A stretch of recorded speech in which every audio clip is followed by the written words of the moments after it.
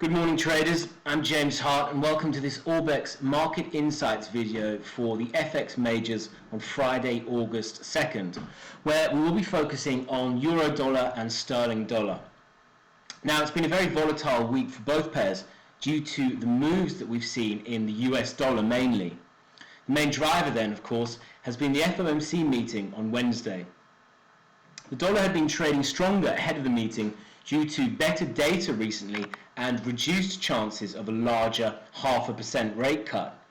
However, many were suspecting it would prove to be a case of buy the rumour, sell the news, and that the US dollar would fall in response to a rate cut.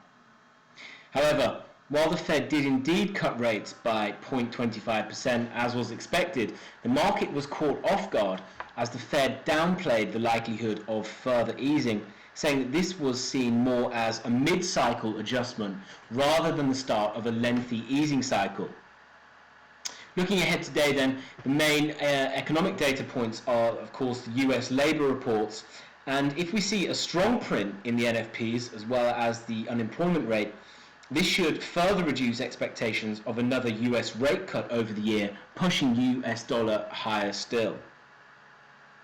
The euro then itself has been weighed on not only by a stronger US dollar over the week, but also as a result of weak domestic data, with both Eurozone and German inflation readings coming in below expectations, along with the Eurozone economic sentiment indicator softening also. So in line with this data, the ECB is widely expected to announce fresh easing in the coming months, especially on the back of a rate cut by the Federal Reserve. Sterling then has been under pressure this week as a result of the Bank of England meeting yesterday. The BOE kept rates on hold but slashed its growth forecasts as a result of Brexit uncertainty. Regarding Brexit, the bank noted that the chances of a no-deal Brexit have increased substantially, which is likely to keep GBP pressured in the near term. Okay, so let's take a look at some technical levels then, and please remember, any opinions discussed here do not constitute investment advice, and when trading, losses can exceed profits.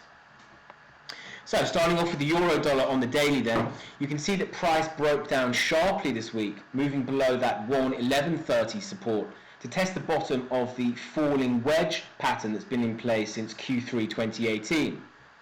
So for now this level has been holding. You can see that we found support at the structural zone of 110.27 and we've bounced back inside that falling wedge pattern. However, for now, tone remains heavy and sentiment is skewed to the downside with further losses expected in the near term. The next downside level to keep an eye on then will be a test of this larger supporting trend line running from the August 2018 and October 2018 lows, coming in just ahead of the next structural support level at the 109.05 zone. Dropping down to the H4 charts then, and you can see the extent of this breakdown in euro dollar this week. So we've had extensive bearish candles here, consecutive bearish candles moving largely to the downside. We are recovering here currently. You can see that we've been printing a H4 bullish engulfing candle. However, again, tone remains skewed to the downside, and any recovery higher is likely to run into further selling pressure at a retest of that 1.1130 level. Bulls will need to see a break back above that level fairly quickly to assuage near-term bearish bias. Okay, moving over to the sterling dollar then, again starting off on the daily chart, and you can see it's a similar picture to the euro really. We've had consecutive bearish candles this week, so prices moved strongly to the downside. We broke down below that 124.29 level, which had been underpinning price action over the last week or so. Once again, you can see we tested the bottom of this bearish channel, which for now, in line with structural support at the 121.19 level, is holding price action up. Although again, as with the euro, tone remains heavy and the likelihood of further losses is intact at this point. Dropping down to the H4 chart then, and you can see that price has been struggling to form a base here around this 121.19 level.